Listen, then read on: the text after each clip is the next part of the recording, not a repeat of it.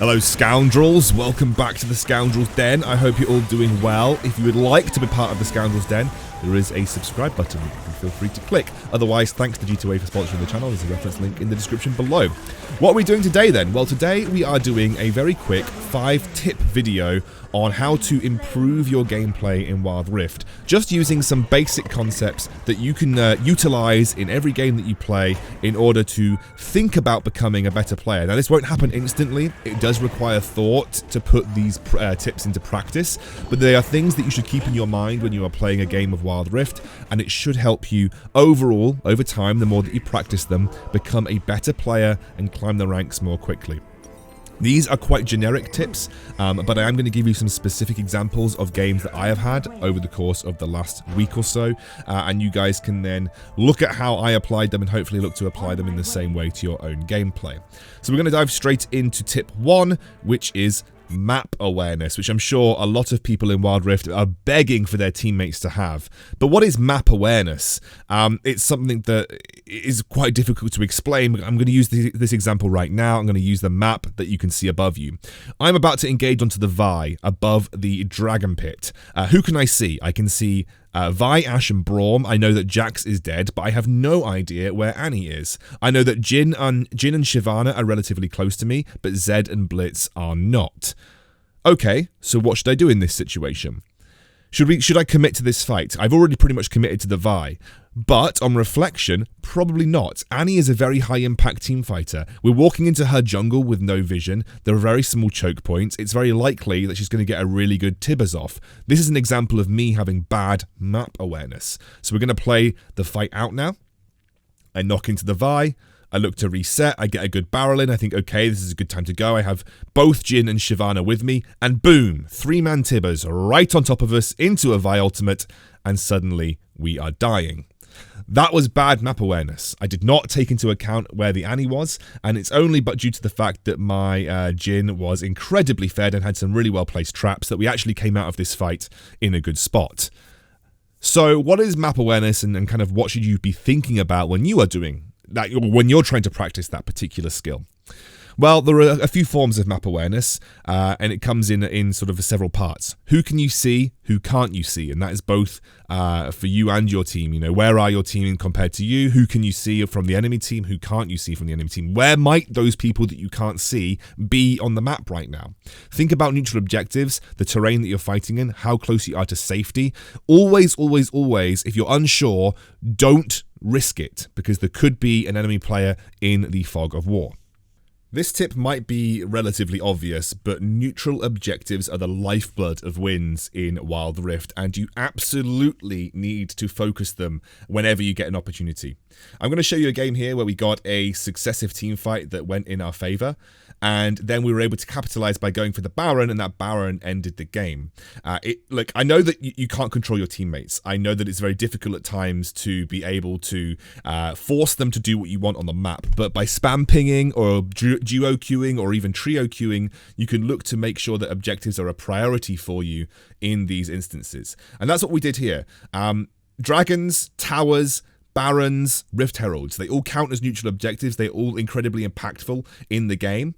And I would say that it is absolutely imperative that you're able to focus neutral objectives and use them to close the game out. This game was close. Look at the kill score right now, 22-19. That team fight and the successive ace actually was the first time that we pulled ahead in kills in this game. We took the ace, and we went for the Baron with 3 members of the enemy team dead. Master Yi had just respawned, of course, and we focused down the Baron as quickly as we could, making sure that I warded over the wall to ensure that Master Yi couldn't just randomly come and take the Baron away from us. And then following that, we were able to push down the mid lane with those Baron minions, take another couple of successive team fights that went in our favor, and then essentially win the game. And that was off the back of a single Baron take, you know, we were losing the game before this, And this was off the back of a single Baron take, and we were able to then close out the game. If you want to try and force your teammates to respond to you, be that person to take the step. Spam ping, I'm going to Dragon, I'm going to Baron. Try and get your teammates to respond. It's not always going to work, but it is one of the best ways to try and force them to take, or at least pay attention to neutral objectives, as they are just that important to the way the game is played. So make sure that you're thinking about neutral objectives whenever you take a kill advantage or a man advantage on the map. Try and convert that into a neutral objective like a tower or one of the dragons or barons or anything like that. All right, now correct itemization. This is a really important point. And it's something that is maybe a little overlooked. I want you to take a look at their composition. Draven, Yasuo, Fiora, and Master Yi. They are all attack damage. They are all basic attack focused champions. Now look at our items. I'm playing Blitzcrank. This is from the game that we just won, by the way. So Baron wasn't the only reason we won. I have all armor with Ninja Tab Eyes. Hells on Jhin has Ninja Tab Eyes. Miguel on Amumu has Sunfire Cape, Thornmail, Ninja Tab Eyes. Garen has Randuin's Thornmail, Ninja Tab Eyes. We have got a lot of armor. Armor counters attack damage. Magic resist counters magic damage. And what you need to do is when you're in a game or even in draft, look at your opponent's composition and think, okay, where is their main source of damage? Where is the majority of their damage come from? How do I think about defensive itemization in this game, especially if I'm a tanky support, a tanky jungler, or a tanky Baron laner, for instance? And even, boot choice can be really important for that instance too. So we were able to win this game off good itemization as well as also combining that with neutral objectives. Tip number 4, play comfort. This might be a bit of an interesting one, but this was a game that I played yesterday where I was in the support role. I was playing, and I'm not particularly comfortable in the support role. I'm more comfortable now having played some more games in it. But when I first played, I was like, okay, well, I could play a support that I've never played on Wild Rift, or I could just play something that I'm comfortable with, that I know can be played in the support role. And so I decided to play Gragas, and I'm sure you guys are aware, I'm very comfortable with Gragas. He's one of my my favourite picks in Wild Rift. And that comfort trumps the ability to go for something that's purely meta. And so that's what I did here. I went for the Gragas because I know that it is just much more comfortable for me in the support role, and that comfort allowed me to combo my abilities better, work with my AD carry to get those kills, and eventually in the game, because this game was actually very even, you can see off the back of this team fight here as well, just having the sort of the intimate knowledge of the mechanics of Gragas and just being able to use those to essentially I guess win, or either increase my chances of winning. That's what I was able to do here. And you see, just off the back of this team fight, I'm really fed. Like, I've got a lot of damage as a support Gragas. That team fight went horribly for us, but I was able to play and win, or at least even the team fight up, just through the use of the mechanics that I know how to play with.